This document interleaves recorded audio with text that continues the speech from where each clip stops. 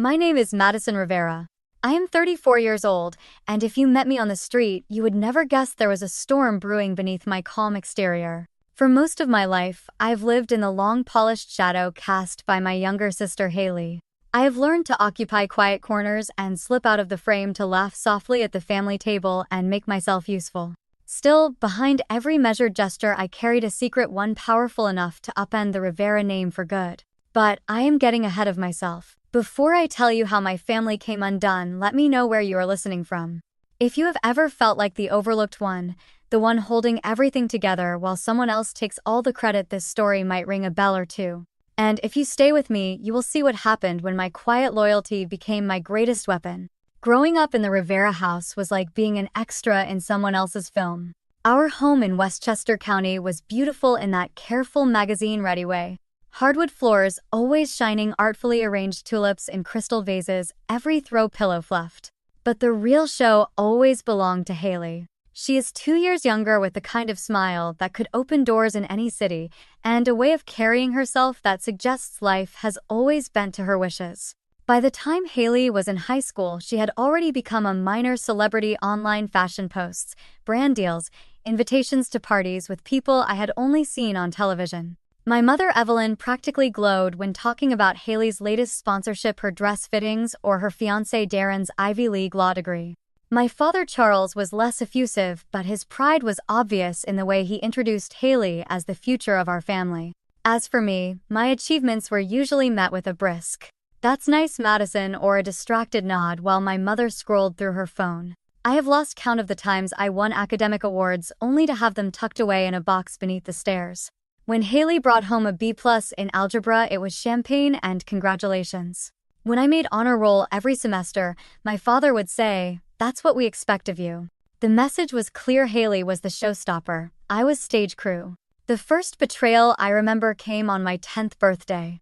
My mother had promised a small party with cake and balloons, and for once I believed her. That morning, Haley fell and scraped her knee. Plans changed. "We need to take care of Haley," my mother said. The party was cancelled. No one sang happy birthday that year. At 16, I saved up for months to buy myself a laptop for school. Haley got a brand new tablet just because. When it came time for college, I cobbled together scholarships and part-time jobs while Haley's tuition was paid from something my father called the Family Opportunity Fund, a fund I never knew existed. If you have ever found yourself quietly keeping score, you will understand. At 22, when I landed my first job in the city and moved into a tiny studio, my parents barely acknowledged it. That same year, Haley announced her engagement, and the family threw a 3-day celebration at a luxury hotel. I was asked to help coordinate the guest list and make sure the flower arrangements matched Haley's color scheme. Despite all of it, I could not bring myself to stop caring. When my father's real estate venture nearly collapsed and he needed a quick loan to cover payroll, I sent him $50,000 from a silent account, money I had earned from freelance coding and smart investments. He never asked where the money came from, and I never told him. When my mother was diagnosed with breast cancer 3 years ago, I quietly covered the medical bills the insurance would not. My name was never on the paperwork. The funds arrived as if by magic. Haley once confided in me about credit card debt from an ill-fated influencer campaign. I paid it off in full through a payment she thought came from her fiancé's family. It was easier somehow to help and stay invisible. Still, I should have seen it coming. Families like mine do not just run on love, they run on hierarchy, secrets, and the silent deals made in corridors and kitchens. As the wedding weekend approached, I noticed the shift in the air. There were late-night emails about seating charts, whispered phone calls behind closed doors, and a family group chat that seemed to buzz with activity from which I was often excluded. What I did not know was that all the invisible lines I had learned to tiptoe over were about to snap. If you have ever felt the ground move beneath your feet, you know the feeling. The Rivera family was about to gather for the wedding of the year. But what none of them expected was that, before the last toast was made, everything they believed about me and about themselves would be forever changed. There is a strange electricity in the air at luxury hotels the morning of a wedding. Staff hurry down velvet-carpeted halls with silver trays, florists arrange lilies and orchids into heart-stopping displays, and someone somewhere is always shouting about a missing boutonniere. Yet, amid the chaos at the Riverview Grand, I walked unnoticed. Just another face with a lanyard lost in a sea of sequins and soft jazz. Haley's wedding was not just an event, it was a production. There were magazine editors, old money guests from both coasts, influencers with ring lights in tow, and a string quartet rehearsing under a crystal chandelier. I kept to the edges, dressed in understated navy hair, tucked back. Haley swept through the lobby like a film star, radiant in white, surrounded by stylists, our mother Evelyn fluttering at her side, dabbing at invisible specks of dust on Haley's veil. Family gatherings are meant to bring people closer, or so I once believed. But in our world, they serve as a stage for comparison and subtle warfare. As guests began arriving, I caught snippets of conversation. Haley's latest sponsorship, Darren's upcoming partnership at the law firm The House in Montauk. Nobody mentioned my name, though I was introduced when necessary as the other Rivera daughter. Sometimes a guest would glance at me with polite curiosity, as if trying to remember where they had seen me before. The first real blow landed before lunch, delivered in the most modern way possible. I had stepped aside to check my phone, an old habit, a way to anchor myself in busy spaces, when a notification lit up from the family group chat. My cousin had accidentally posted a screenshot of a message from my mother to Haley: Madison's just background noise at this wedding, don't bother including her in main photos. For a moment I simply stared at the words. They might as well have been etched on the marble walls. If you have ever felt your face flush with shame in a room full of strangers, you know that pain.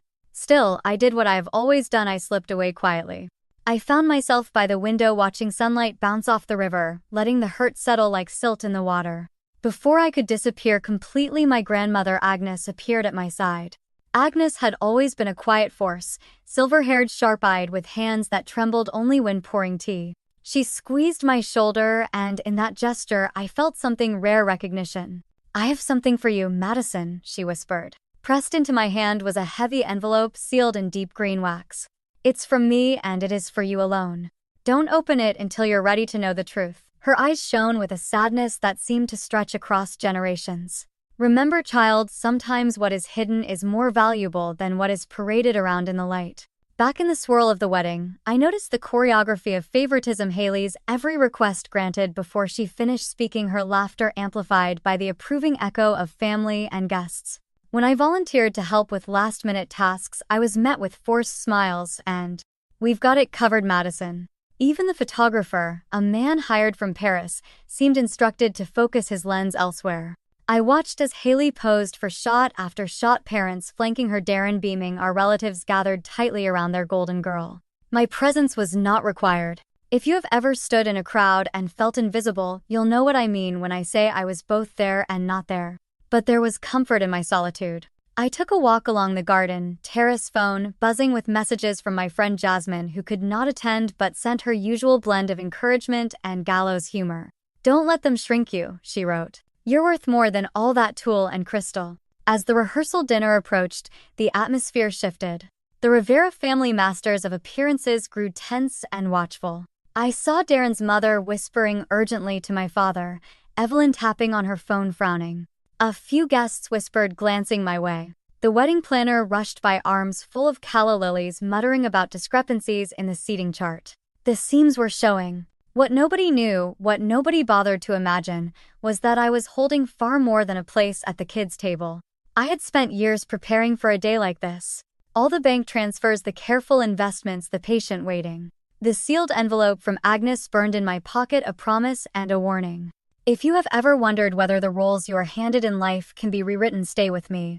The stage was set. Before the weekend ended, every mask in the Rivera family would come loose, and the world would finally see us as we really were. You might say that I became an expert at living in the shadows, not out of fear, but out of necessity. When you spend your formative years being overlooked, you start to treasure the quiet power of privacy. My family prized the visible, the loud, the immediately impressive awards on walls, magazine clippings, guest lists, and dazzling social feeds. I, on the other hand, learned the value of what is kept quiet. It began with my grandmother Agnes. She was the only adult in my life who truly saw me not as an extension of Haley, not as an afterthought, but as Madison. She was the reason I ever thought to dream beyond the script written for me. When I was 14, she taught me about compound interest and market cycles over Saturday breakfasts. She would push a stack of financial magazines across the table and say, "Don't tell your mother, but the world is bigger than you think." Her mentorship was steady and unwavering. By the time I was 20, I had opened my first brokerage account.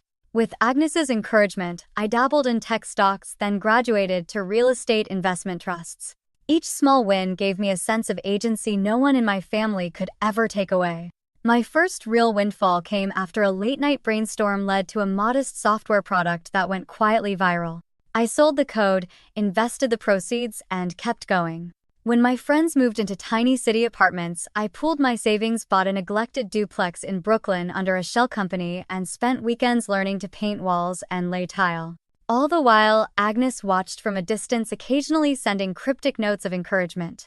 She had her own secrets. I learned only later that she'd arranged for a trust, her own hard-won fortune split among art property and securities to be held in my name with one condition: I could not reveal its existence to my parents or Haley until I turned 35 or until Haley married. Agnes knew the Rivera appetite for spectacle and drama. She feared they would devour anything left unsecured, leaving nothing but bitterness in their wake. I honored her wishes.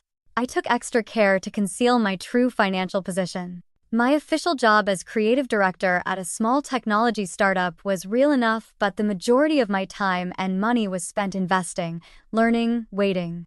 Each time I was asked to sign away my rights in some family legal maneuver, prenuptial waivers, estate updates, endless requests to keep things simple for Haley.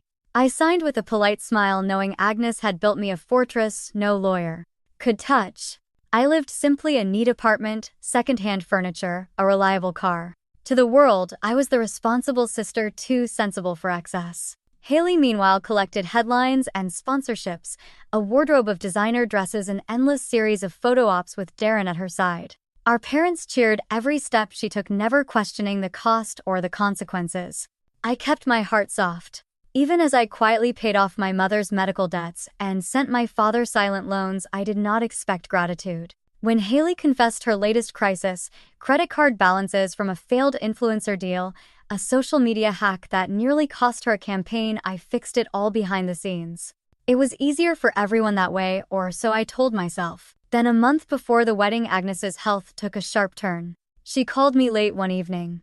"Madison, there is a box in my study. Open it if I do not make it to Haley's big day. Trust your instincts. The time will come to stop hiding." Her voice was as clear as ever, if slightly trembling. I promised her I would do as she asked.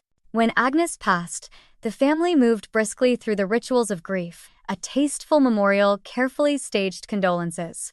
I held her hand for a long moment, then returned home feeling suddenly older and very much alone. That week, an envelope arrived by courier, sealed in deep green wax. Inside, a letter from Agnes, her handwriting looping and deliberate, reminding me that real legacy is built in silence, not spectacle. Along with it, legal documents detailing the transfer of assets, the Brooklyn penthouse, art portfolios, investment accounts, and a trust valued at $19 million. There was one caveat: no disclosure until the appointed moment. If you have ever waited for a secret to ripen, you know how heavy the truth can become. I lived those final weeks before the wedding in a haze of anticipation and dread. The closer Haley's day came, the more palpable the family tension grew. My mother's emails grew curt, my father's calls less frequent. Haley, swept up in fittings and photo shoots, barely noticed my presence at all. Still, I played my part. I smiled in the background, handled last-minute logistics, and accepted the role of supporting cast. The envelope from Agnes, heavy as stone, waited in my suitcase. Jasmine, ever the loyal friend, reminded me to breathe and to trust the timing. Sometimes, she wrote, the world has to see the truth, not just hear about it. The day before the wedding, the family gathered for a rehearsal dinner. The Rivera hierarchy was on full display, Haley at the head of the table. Darren at her side, parents, beaming relatives jostling for a place in the main photo. I watched from the edge, thinking of Agnes, thinking of everything she had left in my care. Little did anyone know the next 24 hours would reveal more than anyone had bargained for. Secrets once buried were about to come roaring to the surface. Weddings are meant to be a celebration of love. In our family, they are a showcase, a parade of status, connections, and ambitions. The morning of Haley's wedding dawned clear and sharp, sunlight gleaming off the hotel's glass facade. The lobby was a whirl of activity. Staff in crisp uniforms, distant strains of the string quartet tuning up, the scent of white roses thick in the air. My role, as always, was to remain in the background, gracious, helpful, unseen. I watched the Rivera clan assemble, each playing their part to perfection. Haley was radiant, all smiles and porcelain skin, gliding from room to room with a team of stylists trailing behind her. Darren looked every inch the young attorney, confident, charming, eager to please. Evelyn and Charles, my parents, moved among the guests with easy authority, dispensing greetings and gentle reminders about the schedule. My name was rarely spoken, though I caught the occasional sideways glance from relatives who couldn't quite place me. To most, I was the other one, as if being an extra was my birthright. The ceremony was held in a grand ballroom draped in pale gold. Cameras flashed, influencers posed, and the wedding planner barked instructions in a mix of French and English. At the last minute, Haley's favorite photographer demanded another round of just family portraits, meaning, of course, Haley, Darren, and our parents. I was politely asked to step aside, told I could join the larger group shot later. It was as if I had been gently edited out of my own life. Then, as the newlyweds walked the aisle, the air shifted. A low murmur rippled through the guests. Someone had posted a clip from the family group chat on social media. In the middle of a toast, the projector in the ballroom flickered on unplanned. Suddenly words appeared in giant letters: Madison's just background noise at this wedding, don't bother including her in main photos. There it was. The quiet cruelty of our family exposed in public for all to see.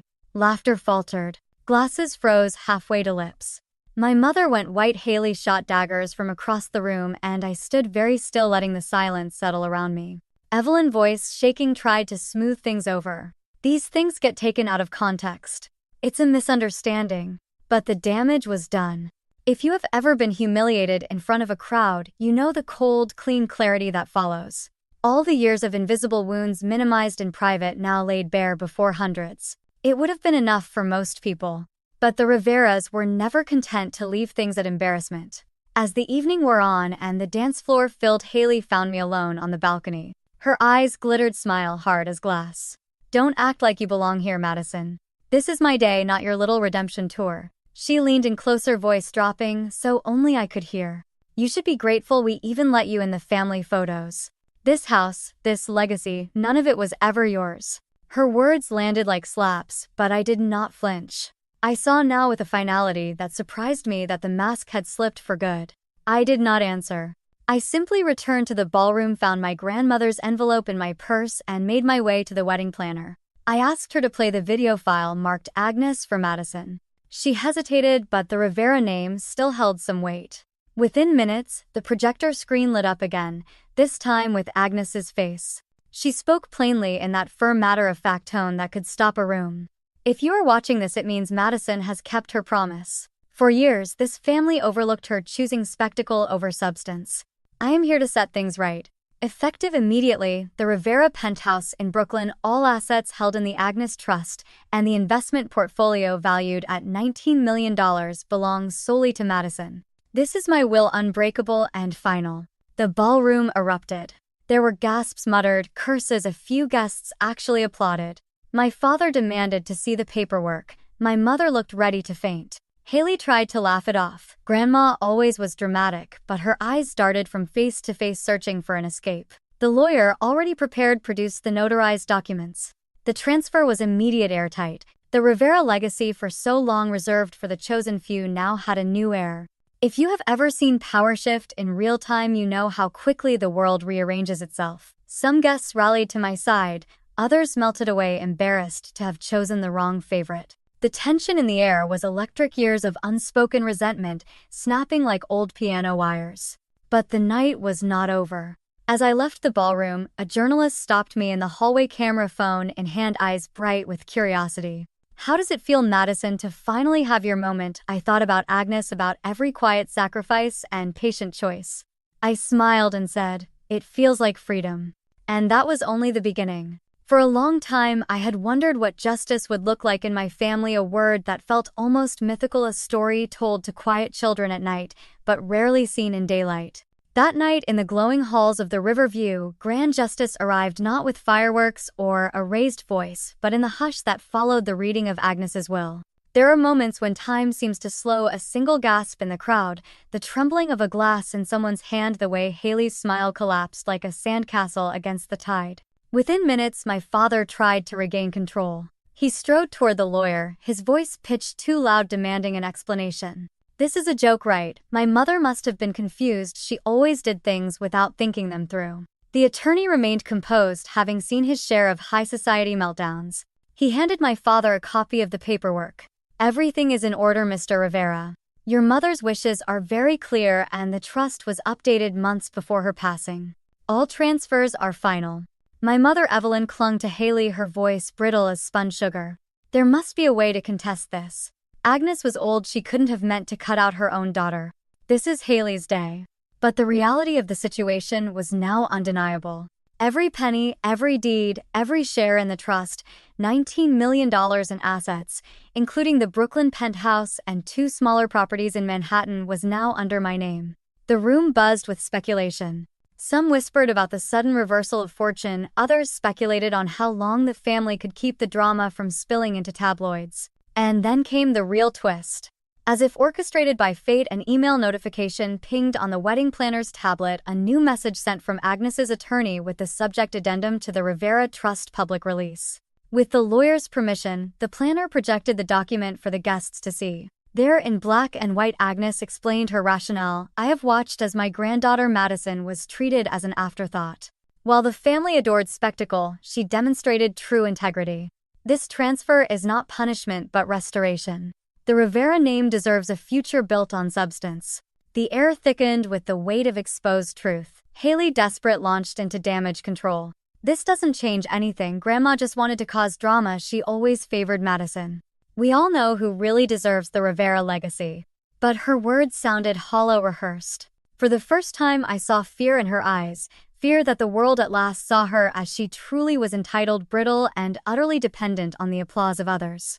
Darren, her new husband, tried to take her hand, but she pulled away, jaw clenched. Even their guests, the influencers and up-and-coming attorneys, kept their distance, sensing the tide had turned. It's a strange thing to witness the sudden recalibration of a family's internal compass, the scramble to rewrite old loyalties. Some relatives, always fair weather, came to offer their congratulations. Others, mortified, slipped out before dessert. Through it all, I remained quiet. Agnes had taught me that real power never needed to shout. I let my attorney handle the legal queries. Every request for negotiation, every threat of contestation, every veiled demand for a reasonable settlement was met with the same measured response. The documents are airtight. Miss Rivera is the sole beneficiary. But the Riveras were not finished. There is always another angle, another attempt to salvage pride. My father requested a private conversation. We found a quiet alcove off the ballroom, away from the lingering stares. Madison, listen to me. This is a family matter. We can't have the world thinking you're turning against your own blood. Let's figure out a way to make this right, split the assets perhaps. You don't want to be responsible for destroying everything we've built. I looked at him, seeing for the first time the limits of his love, how easily it bent to convenience and appearances. Dad, I said gently, you and Mom chose your legacy long before tonight. I'm not here to destroy anything. I'm here to honor what Grandma built. I wish you could see that. He shook his head, unable or unwilling to hear me. It didn't take long for the news to spread beyond the ballroom. The leaked group chat, Agnes's video, and the public display of the trust documents began circulating on social media. Guests live tweeted the drama, and before dawn, headlines were popping up: Rivera wedding erupts in inheritance showdown. There was even a clip of Haley's confrontation with me caught by a guest's phone, already viral by morning. I expected to feel triumphant, but the sensation was bittersweet. Old friends texted their support, some distant relatives apologized for how I had been treated. Jasmine sent a single line: "Told you the world would see the truth." Yet I grieved not for the money or the properties, but for the final irreparable end of any hope for the family I had once longed for. The final blow came after midnight, when Haley herself approached me. The ballroom was nearly empty now, just the dregs of champagne, a few exhausted staff, and the heavy silence left behind after a storm. She stood, arms crossed, mascara streaked beneath her eyes. "Is this what you wanted, Madison?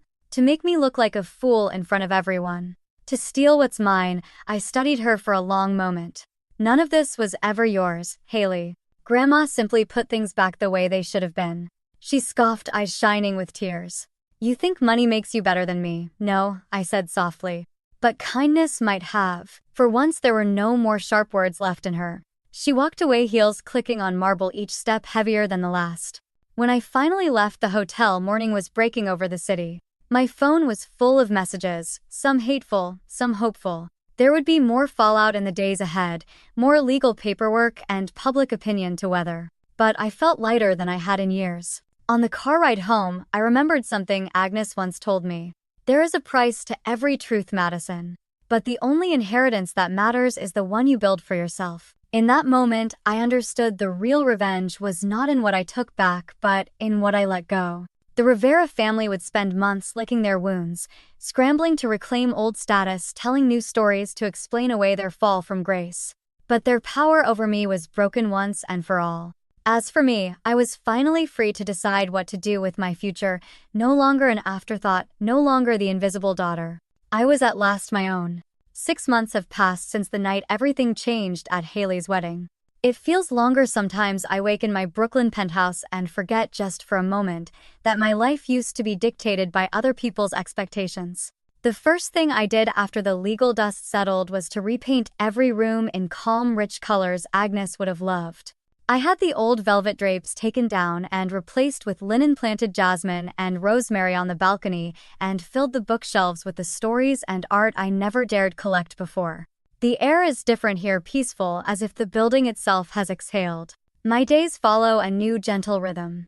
I take long walks in Prospect Park with Jasmine, who now lives 3 subway stops away. We meet for coffee on Sunday mornings, lingering over the crossword and laughing at each other's mistakes. I have found a circle of friends who know me not as the other Rivera, but simply as Madison, the one who listens, remembers birthdays, and never needs to be the center of the room. Some days I help at a local nonprofit, the same one where Agnes used to volunteer, mentoring young women who remind me of myself at 19, eager, quiet, half believing that there is a bigger world out there. Professionally, I am thriving in ways I could never have imagined before. Without the constant drain of family obligation, I had the space to expand my investments, launching a small fund that backs women-led startups and social impact projects. The penthouse, far from a lonely fortress, has become a meeting place for collaborators, friends, and sometimes quiet evenings spent reading or listening to old jazz records. For the first time in my life, I am building something that is truly my own, a life where each day is not a performance but a genuine experience. Of course, the Rivera name still carries echoes. My parents tried to reach out, each in their own way. My father sent a formal letter full of requests for one last conversation about the legacy. My mother emailed about a health scare, sprinkled with suggestions that perhaps things could return to how they used to be. Haley tried to post a carefully crafted apology on social media, tagging me for maximum effect, but I ignored it. They wanted access, not reconciliation. I responded politely, but kept my boundaries firm. Sometimes the greatest act of healing is refusing to reopen old wounds. I am not angry anymore, not in the way I was standing on that hotel balcony with Haley's words still stinging in my ears. I have learned that forgiveness is not always about letting someone back in. Sometimes it is about setting them free so you can be free too. My chosen family, the people I laugh with, work alongside, and trust, have shown me that real belonging is earned, not inherited. There is a lesson in all of this if you are the type to look for such things. Maybe you know what it's like to be overlooked, to be the one who fades into the background while others take the spotlight. Maybe, like me, you have been told in ways subtle or cruel that you are less than you truly are. I hope you hear this value is not decided by applause or inheritance. True worth is built in quiet, persistent ways through loyalty, kindness, and the courage to walk your own path even if you walk it alone at first. I have stopped trying to win a seat at tables where I am not wanted. Instead, I built my own. The friends gathered around it are from every chapter of my life: the teacher who encouraged me when I was small, the coworker who stood up for me at my first job, the neighbor who shares cuttings from her rooftop garden. Together, we have created new rituals: Sunday brunches, shared holidays, birthdays, celebrated with homemade cake and off-key singing. Sometimes I sit at the window as dusk falls over the city, watching the lights come on one by one. I remember Agnes, her steady hand on my shoulder, her voice quiet but certain. Family is not about blood, Madison. It is about respect, loyalty, and love. If you cannot find it where you started, you can build it where you are. I think she would be proud to see what I have made from what was left to me. For those of you still carrying the weight of old hurts, I hope my story brings a measure of comfort. You are not alone, and you are not powerless. If you have ever had to redefine what family means or found belonging in unexpected places, I would love to hear your story. Leave a comment below, share this video with someone who needs to hear it, and remember, you are worthy of more than anyone ever told you. I look ahead with hope now, not because my name is on a deed or my bank account is full, but because I finally know who I am and what I value. This at last is freedom. And in the end, that is the only legacy I truly needed.